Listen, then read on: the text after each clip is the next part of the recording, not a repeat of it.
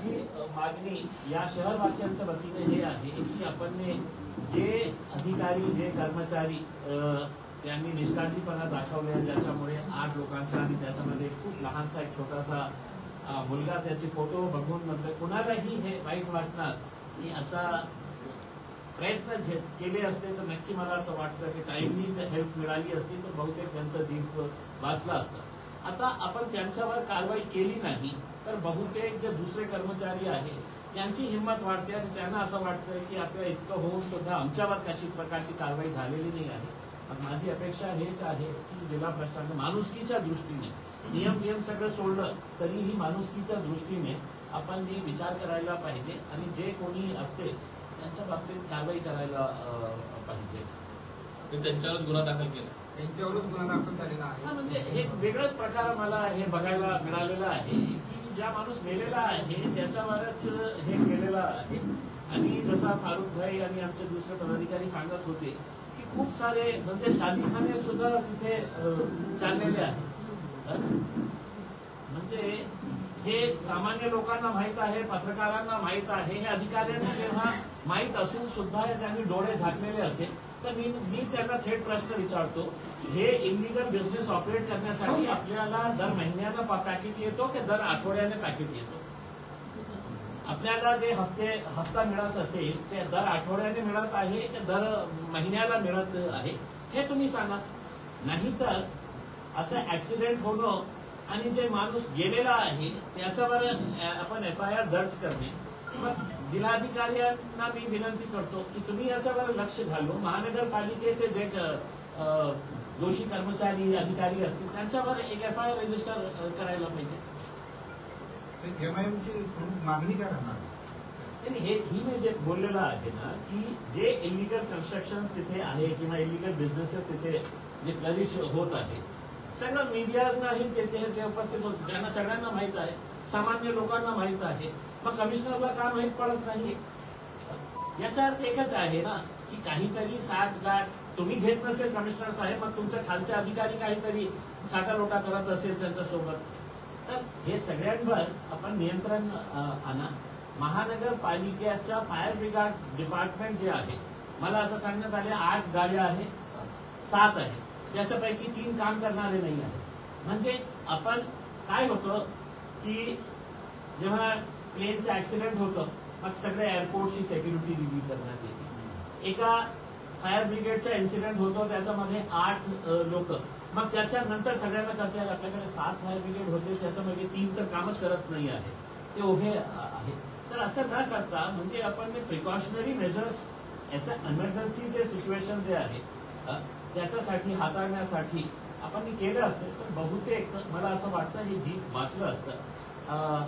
मला असं वाटतं की हे एक क्रिमिनल मर्डर सारखा एक आहे आणि हे मर्डर जे आहे ते करण्यामध्ये महानगरपालिकाचे जे कर्मचारी आहे, फायर ब्रिगेड डिपार्टमेंटचे जे लोक आहेत त्यांच्यावर मनुष्यवधाचा गुन्हा रजिस्टर झाला।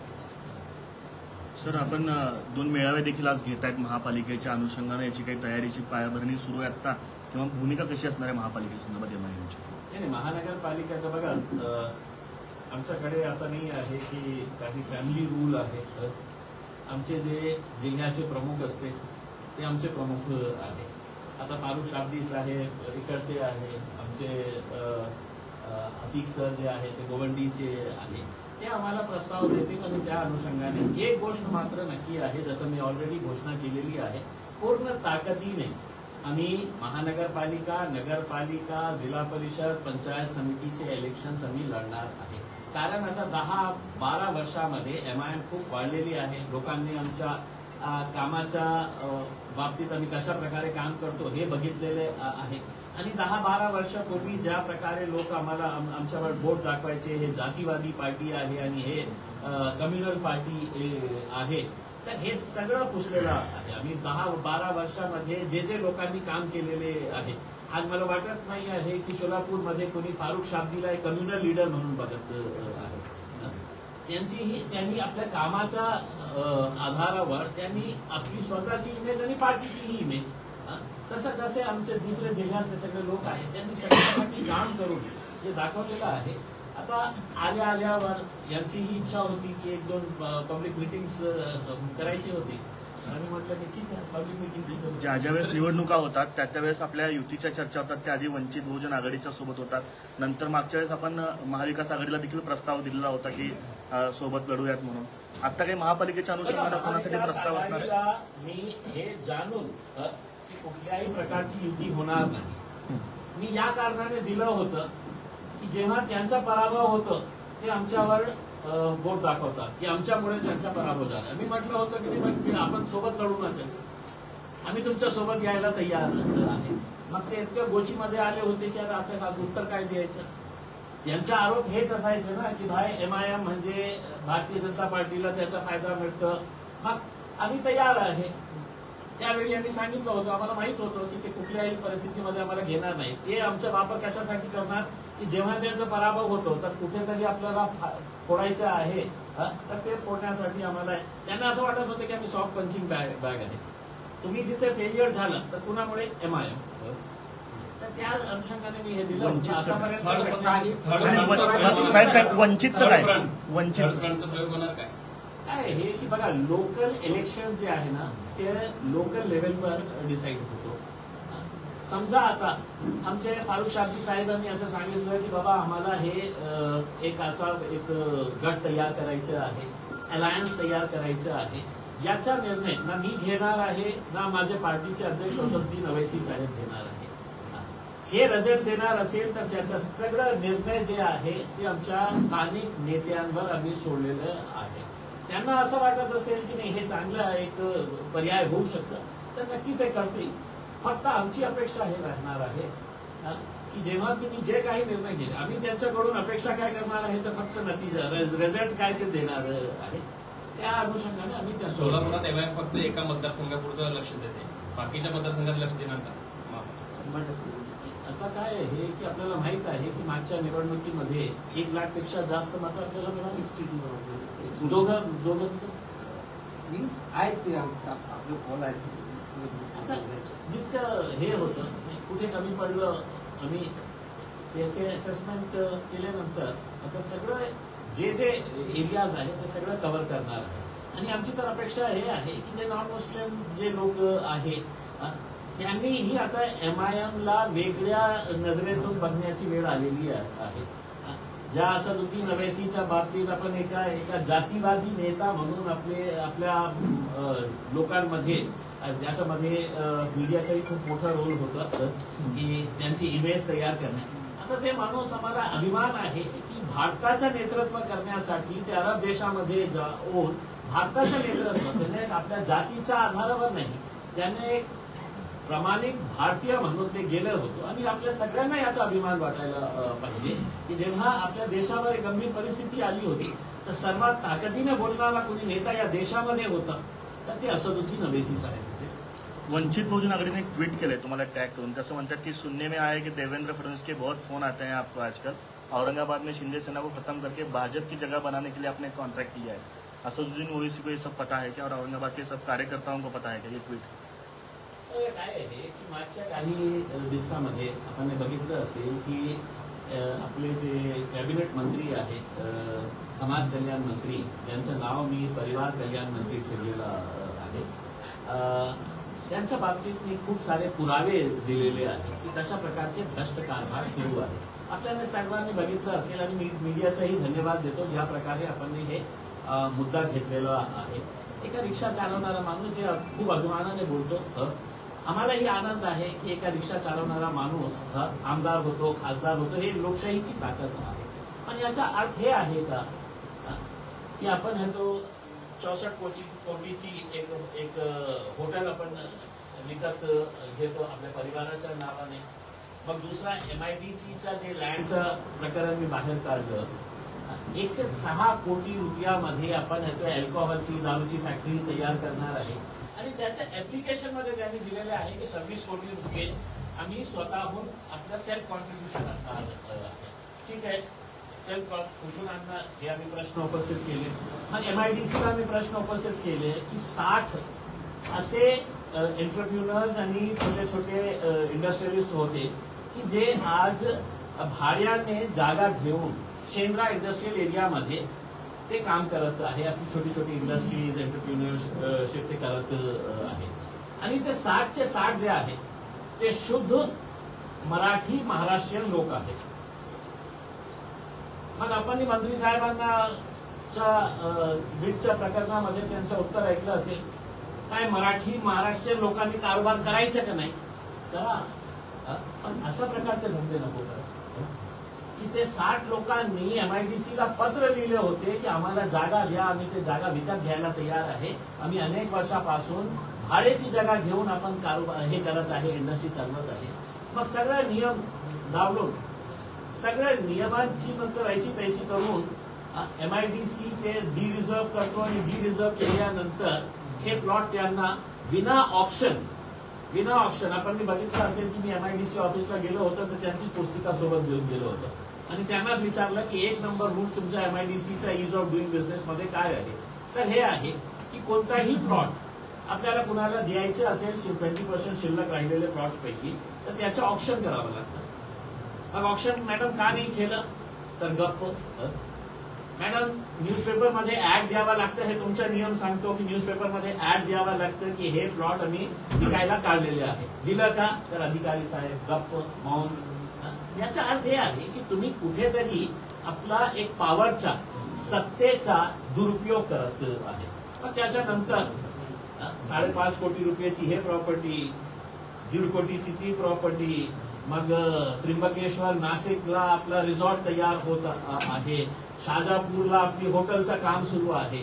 हे खोके किती आपल्याकडे आता राहिलेले आहे.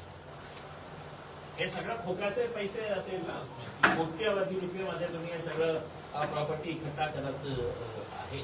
तर हे जेव्हा मी मुद्दा उपस्थित केला तर इनिशियली मला थांबवण्यासाठी त्यांनी काय केलं की काही गुंड लोकांना माझ्याकडे पाठवण्याचं हे केलं की त्या घरावर जाऊन आम्ही शेण फेकणार.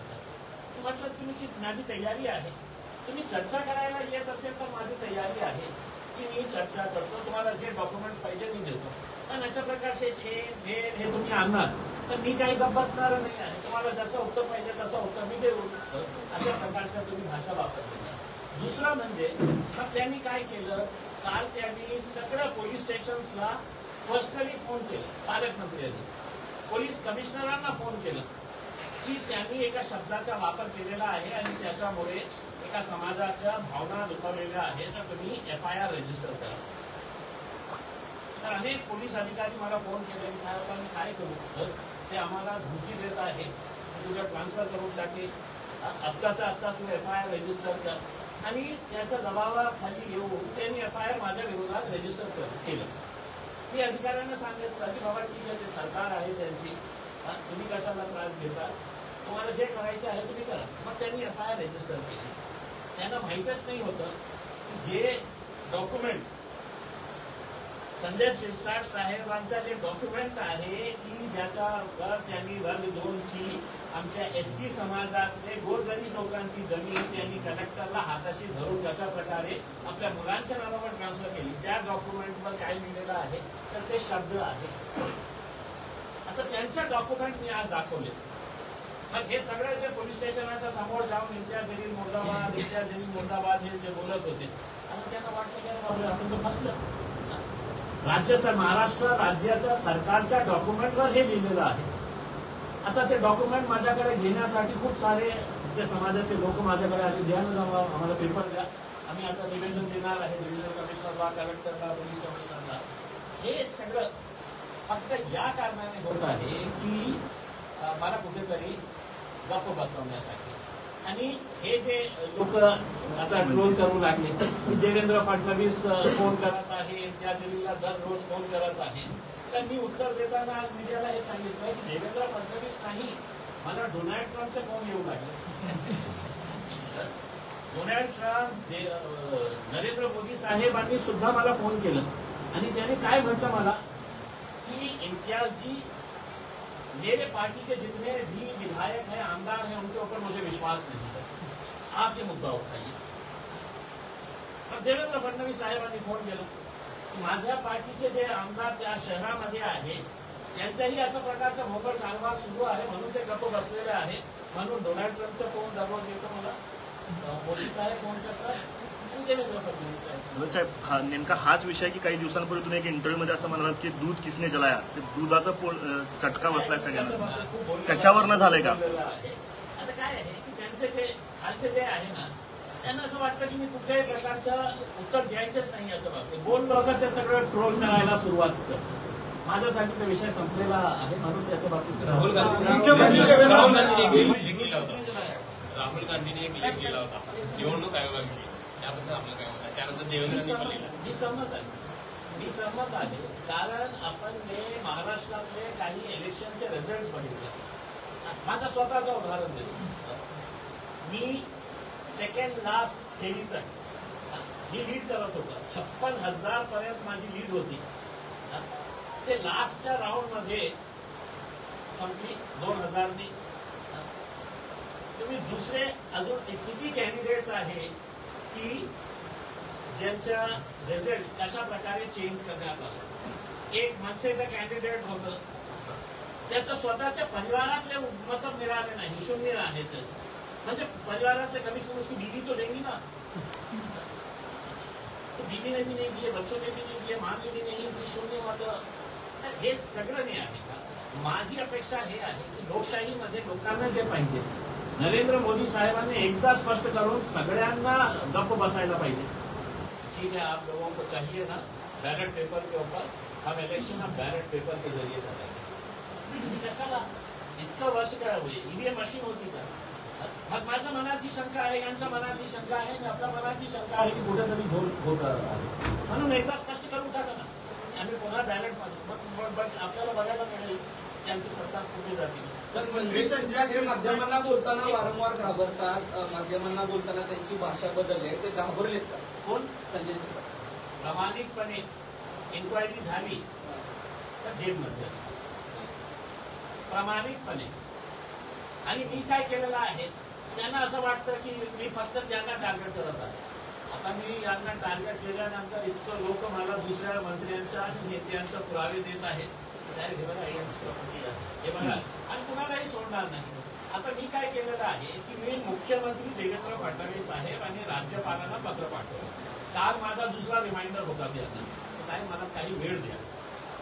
आपण इतकं मोठं भाषणं करताना की आम्ही भ्रष्टाचार मुक्त महाराष्ट्र करू करते, आणि ते भ्रष्टाचाराचा तुम्हाला पुरा एन्सायक्लोपीडिया आहे तुमच्या हातात मी देतो. मी अंबादास दानवे जे विरोधी पक्ष नेते आहे विधान परिषदचे, त्यांना दिलेलं आहे. अपेक्षा आहे की कमीत कमी ते विधान परिषदेमध्ये विधानसभामध्ये ते उचलतील. मुख्यमंत्री फक्त मला टाईम का देत नाही, राज्यपाल काय टाईम देत नाही, सगळा पुरावा तुम्हाला देतो ना. आणि मग मी काय केलं, आणि समजा त्याने नाही दिलं तर मुख्यमंत्र्याचे जे भाषण भ्रष्टाचारच्या संबंधित आहे ते सगळं काढलेलं आहे. आता मुंबईमध्ये जाऊन किंवा महाराष्ट्रामध्ये जिथे जिथे आमची सभा होणार तर इथे येणार आपल्या प्रचारासाठी, मग तेच भाषण करणार की आम्ही किती स्वच्छ कारभार चालवत आहे, ते त्यांचे भाषण मी त्यांना ऐकवणार आहे. आणि त्यांचं भाषण म्हणजे कुठल्या प्रकारचं भाषण, अजितदादाचं, अशोक चव्हाणच्या बाबतीत आहे, विखे पाटलांच्या बाबतीत आहे, हे दुसरे जे मंत्री राणे साहेब, हे सगळ्यांच्या बाबतीत त्यांनी काय काय बोलले होते, मी नाही बोलले, ते काय बोलले होते ते पुन्हा आठवण करून देण्यासाठी त्याचे रील्स तयार करून पूर्ण महाराष्ट्रामध्ये जिथे त्यांची सभा होईल दुसऱ्या दिवशी आम्ही तिथे ते स्क्रीनवर दाखवणार. पुरावे घेऊन जाणार म्हणताय, राजीनाम्याची मागणी असणार आहे. दूर करणार, खाल वरपासून तर खालपर्यंत सगळे खाणारे बसलेले आहेत. नाही तर काय मुख्यमंत्र्यांना हे काही मीडियामध्ये दिसलं नाही का संजय शिरसाटचा? माझी तर प्रामाणिक अपेक्षा हे होती की जेव्हा बीडचं प्रकरण घडलं होता त्याच दिवशी त्यांनी एक हाय लेवल इन्क्वायरी लावायला पाहिजे होतं की कलेक्टर ऑफिसच्या लोकांनी कशा या मंत्र्यांना खुश करण्यासाठी किंवा ते प्रॉपर्टी देण्यासाठी कशा प्रकारचे लॉचं सगळं हे करून त्यांना मदत केली होती. गाजामध्ये साहेब आता मी सांगताना अनेक मंत्र्यांचे पुरावे आले. आता पुढचं टार्गेट कोण आहे? सीएम असलं तर कोण असतं? मी काय हे तुम्ही आता माझ्या जिल्ह्यामध्ये त्या कमी आहे अनेक मंत्र्यांची उल्लेख त्यापैकी आहे ना. आहे ना माझ्या मराठी टार्गेट कोण असतं? नाही मी देतो ना सरप्राईज काहीतरी सरप्राईज ठेवायला पाहिजे नाही आधी से बोलता का तो पुरे कागजात आता मी तुम्हाला सांगतो संजय शिरसाटला तुम्ही उठल्यावर टीव्ही चॅनलवर दोन संजय तुम्ही बघतो दररोज सकाळी 2 संजय आहेत उठल्यावर तेच तोंड आपल्याला बघावं मिळतं संजय राऊत संजय शिरसाट तर संजय शिरसाट जे जगाच्या सर्व मुद्द्यावर बोलतो ते सीरिया पॅलेस्टीन आणि इस्रायलचं काय चाललेलं आहे डोनाल्ड ट्रम्प एलॉन मस्क कशाला भांडत आहे काय चाललेलं आहे ते सगळ्या मुद्द्यावर बोलणारा माणूस ते म्हणतो की मी 8 दिवसानंतर बोलला 8 दिवसात कशासाठी 8 दिवसामध्ये त्यांनी मोठे चार्टर्ड अकाउंटंट्सला घरी बसवले की बाबा हे माझं अकाउंट हे माझ्या मुलाचं अकाउंट हे माझ्या दुसऱ्या मुलाचं अकाउंट हे माझ्या बायकोचं आता अकाउंटमध्ये तर काही दिसत नाही बायकोच्या अकाउंटवर 25 लाख रुपये वर्षाची उत्पन्न आहे कर्ज किती आहे बँकेने दिलेली आणि प्रायव्हेट फंडांनी 12.5 कोटी रुपये 12.5 कोटी रुपये 25 लाख वर्षाची त्याची उत्पन्न आहे कोण दिलेली आहे कोणत्या डॉक्युमेंटच्या आधारावर हे केलेले आहे MIDCच्या लँड घेताना एक मोठ्या बिल्डरचे सगळे डॉक्युमेंट दाखवण्यात आले लँड मिळाली ते बिल्डरला हाकलून दिली हे सगळं प्रकरण आहे ना खूप गंभीर आहे मला माहित नाही आहे की याच्या बाबतीत हे काय करणार आहे मी एन्फोर्समेंट डायरेक्टोरेटला CBIला सगळ्यांना पाठवणार त्याच्यानंतर वेळ आली तर मी कोर्टात जाणार होतो पण मी आता जाणार या कारणाने नाही आहे कारण त्यांनी काल मीडियाला सांगितलं की मी इम्तियाज जलीलला नोटीस पाठवणार मी रिक्वेस्ट करतो त्यांना की 38 तासामध्ये पाठवा मला खूप मी वाट बघत आहे अगदी लवकरात लवकर पाठवा मला नोटीस तर आपण कोर्टामध्ये भेटू साहेब गाझामध्ये जो नरसंहार चालू आहे त्याच्या विरोधात आज UN मध्ये एक शस्त्रसंधी कराराचा एक करार झाला त्या करारामध्ये भारतानं तटस्थ राहण्याची भूमिका घेतली म्हणजे विरोधातही गेलेले नाहीत आणि समर्थनातही नाहीत 19 देश तटस्थ राहिलेत त्यात भारतानं देखील त्या सगळ्या नरसंहाराच्या बाबतीत शस्त्रसंधी जी व्हायची तटस्थ भूमिका घेतली आपण कशा पद्धतीनं काय आहे की ते गाझामध्ये फलस्तीनमध्ये मागच्या अनेक वर्षामध्ये लाखोंच्या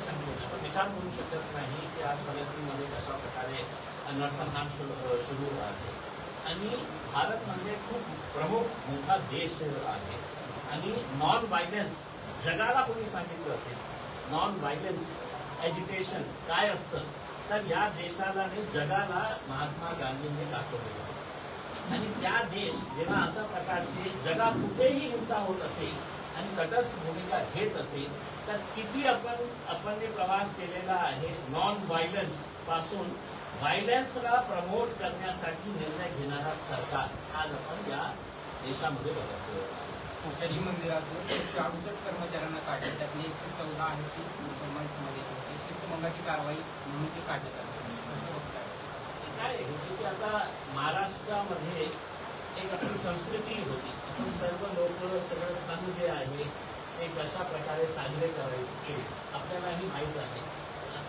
आपका बचपना मेरा बचपना भी जो गुजरा है हमको पता नहीं था ईद में हमारे सभी हिंदू भाई आते थे दिवाली में हम भी जाते थे फराळ खाने के लिए पण आज एक अशा प्रकारचा वातावरण तयार करण्यात आलेला आहे की म्हणजे हिंदू म्हणजे हिंदूची सण साजरी करणार आहे मुसलमान म्हणजे मुस्लिमांचंच हे आहे सण आला की आपल्याकडे वेगळा पोलिसांचा ताण वाढू लागला की बाबा हे सण आता शांतीपूर्ण करणे असेल आणि हे जे आपलं जे म्हटलेलं आहे शनी शिंगणापूरच्या बाबतीत बघा या देशाची संस्कृती होती आणि अनेक असे मंदिरं आहेत की ज्यांना पण मंदिर किसी भगवान की है फूल की दुकान जो है किसी मुसलमान की है नारियल कोई और बेच रहा है अगरबत्ती कोई और बेच रहा है लेकिन ये सब मिल के जाते थे तो उस भगवान की पूजा के सामने ये सब सामने लेकिन आज माहोलच तसा तयार करण्यात आलेला आहे आणि समजा मी त्याचा विरोध केला ना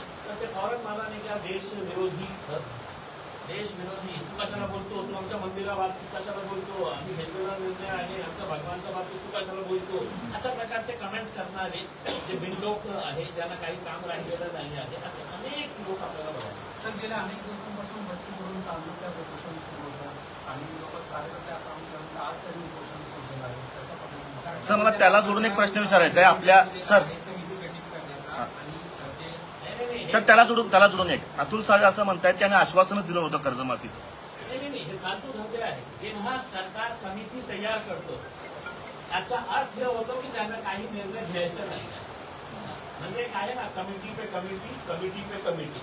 मग हे कमिटी काही वर्ष लावणार, काही महिने लावणार आणि त्याला स्टडी करण्यासाठी याच्या बाबतीत निर्णय घेण्यासाठी दुसरी कमिटी तयार करण्यात. आता शेतकरीच्या बाबतीत तुम्हाला काय कमिटीची आवश्यकता आहे? तुमच्याकडे आकडे आहे या देशामध्ये सर्वात जास्त शेतकऱ्यांची आत्महत्या कुठे होत आहे तर आपल्या या महाराष्ट्र राज्यामध्ये होत आहे. कुठेतरी आपण चुकत आहे म्हणून देशामध्ये कुठलेही इतक्या प्रकारचे आत्महत्या होत नाही जितकं आपल्या महाराष्ट्रामध्ये. साहुकारांचा कसा धंदा ग्रामीण एरियामध्ये सुरू आहे हे आपल्याला माहित आहे.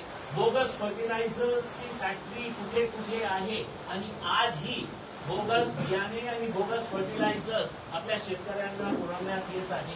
हे सगळं नेक्सस जे आहे ते आपल्या सरकारमध्ये बसलेले मंत्री, एग्रीकल्चर डिपार्टमेंटचा स्टाफ हे सगळ्यांना माहित आहे. पण इतका मोठा कारोबार झालेला आहे की काही 100, 200, 500 शेतकरी अजून गेले तर आता कोणता पेपर, कोणता न्यूज पेपर मला दाखवा, कोणता न्यूज चॅनल असा आहे की एक शेतकरी मेला तर त्याची बातमी आपल्याला पान नंबर 1 वर बघायला मिळते. म्हणून इंटरव्ह्यू पत्रकारितेत परत येत आहे. 1, 2, 3 असं इतकं ते संक्षिप्त असतं ना, आता संक्षिप्त झालेलं. नाही, म्हणून तुम्ही पत्रकारितेत परत यायचं सांगितलंय का आता? आता माझ्याकडे कामच राहिलं नाही का. खासदारकीमध्ये गेलो, आमदारकीमध्ये कशा प्रकारे सगळे लोक एकत्र झाले होते, कशा प्रकारचे. मी आपल्याला एक उदाहरण देतो की जे MIDCचे जे CEO आहेत, गिरासे नावाचे अधिकारी आहेत, ते माझे इलेक्टोरल ऑफिसर होते. माझे कॉन्स्टिट्युएन्सीचे जे अतुल सावेच्या विरोधात मी इलेक्शन लढलो. तर माझ्याकडे इतके पुरावे होते की भाजपाने कुठे पैसे वाटत होते, सगळे एव्हिडन्स सोबत बोलतो मी. काय काय धंदे त्यांचे सुरू होते हे सगळं इलेक्शनच्या दिवशी कशा प्रकारे ते बोगस बाहेरून लोक आणून ते बोगस मतदान, सगळे एव्हिडन्स होते माझे. आता मी सगळं तक्रार तयार करून मी कुणाला दिलं, ते गिरासे साहेबांना दिलं कारण ते आमचे रिटर्निंग ऑफिसर होते. माझी अपेक्षा होती की त्यांनी काहीतरी इन्क्वायरी करून मला सांगावे की नित्यादेवी तू खोटं बोलत आहे, हे सगळं खोटे आरोप आहे. काही दिवसानंतर मला कळलं तेच गिरासे साहेब अतुल सावे साहेबांचे OSD झाले. आता ते OSD आहे. आता मी कुणाकडे जावं हे तुम्ही मला याचं उत्तर द्या. जेव्हा इतकं ओपनली असा सिस्टम चालत असेल की जिथे न्याय मागणारा मी जाणार कुठे, काम काही नाही आहे. 5 वर्ष निघा फक्त या लोकांवर नजर ठेवतो. हे पुढच्या काही जागा बूम घेऊन प्रश्न विचारताना दिसतील इंटरजेल लोकांना पुन्हा, जे पहिल्याचे इंटरजेल होते. शेवट युती दोघंही मित्र आहेत तुमचे. हे दोघे सगळे लोक माझी तर अपेक्षा हे आहे की ठीक आहे, वैचारिक मतभेद, राजनैतिक मतभेद असेल, पण मी उद्धव साहेबांना एक चांगला नेता या कारणाने मानतो की कारण त्यांनी कधीही जातीला प्राधान्य दिलं नाही की जातीच्या आधारावर आपल्याला राजनीती करायची आहे. त्यांचे ते वडील करत होते. बाळासाहेब हे त्यांनी केलेली आहे. जातीची राजनीती महाराष्ट्रामध्ये कोणी आणली असेल तर बाळासाहेब ठाकरेंनी आणली आहे, हे सत्य आहे. पण त्यांच्या मुलांनी किंवा आदित्यनेही कधीही याला महत्व दिलं नाही. ते लोकांची राजनीती आणि जेव्हा हे सगळं गुजरातीयांनी मिळून ते मराठी माणसाला कमजोर करण्यासाठी जेव्हा शिवसेना फोडली तर एक महाराष्ट्रीय माणूस म्हणून मलाही ते वाईट वाटलं. मलाही वाईट वाटलं त्याचं की नाही, एक महाराष्ट्रीयन लोकांची एक आवाज होती शिवसेना. त्या त्याचं फोडण्याचं काम भारतीय जनता पार्टीने केलं. मग अशा प्रकारचे खोके देऊन सगळ्यांना बोलवले. आता माझी अपेक्षा हे आहे की राजनीतीमध्ये काही नाही, ते आमचे प्रतिस्पर्धी आहेत, ते आमचे अपोनंट आहेत. पण मला असं स्वतःला वाटतं की भारतीय जनता पार्टीला या देशातून आपल्याला हाताळायचे असेल तर नवीन कॉम्बिनेशन्स करण्याची आवश्यकता आहे. आणि एक मोठं कॉम्बिनेशन जे आहे ते उद्धव ठाकरे आणि राज साहेबांचं आहे. ते दोघं एकत्र आले. ते किती घाबरले मला असं सांगण्यात आलं की देवेंद्र भाऊ गेले होते ना त्यांना भेटायला.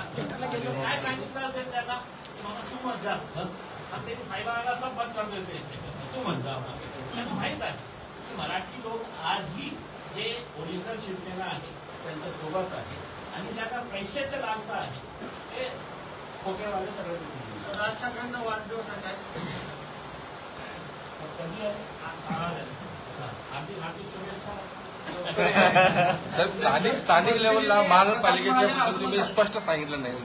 सोलापूर महानगरपालिकेमध्ये स्थानिक लेवलला काँग्रेस सोबत किंवा महाविकास आघाडी सोबत MIM युती करणार का याचं स्पष्ट उत्तर दिलं नाही. आहे की त्याचा सगळा अधिकार जे आहे ते आमचे नेते फारुख शाब्दी साहेब आहे. जे आदेश ते देतील ते ओवैसी साहेबांनी इम्तियाज जलील मानणार. मनसे नेते प्रकाश महाजन असं म्हणतात संभाजीनगर अशी युती होऊ शकते का महाविकास आघाडी किंवा मला खऱ्या अर्थाने इथे दुसऱ्या पक्षांची काय ताकद आहे हे मला इतकं माहित नाही, तितकं यांना माहित आहे. तुम्ही ज्या शहराच्या बाबतीत बोलत आहे तिथं दुसरा पक्ष राहिलेलंच नाही आहे. आमची थेट फाईट कुणाची असणार आहे हे सगळं एकत्र येणार आहे. आणि तुम्ही मागच्या अनेक दिवसापासून एक न्यूजपेपर आहे ते मोठे मोठे नेत्यांना इंटरव्ह्यू देतात आहे.